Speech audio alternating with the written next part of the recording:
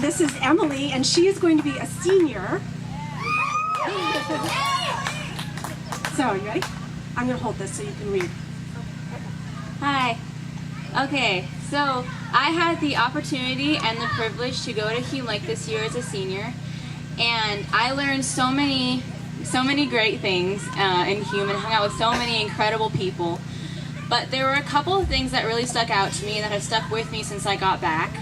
One of them was, our God is no different here than he is in Hume. And I know it's a really simple statement, but I think it's easily forgotten when we come back down the mountain after being in Hume and going to chapel every day and being surrounded by Christians and listening to worship. We forget that our God is the same down here. We don't have to just go on a mountain high and come back and forget about it. And even though our surroundings might change, our God never will.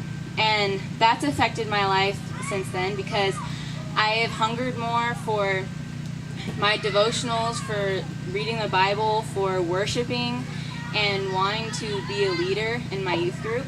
And there was also a verse that stuck out to me while we were in Hume. We read through 2 Corinthians a lot, and this is one of the verses that Paul wrote to the Corinthians.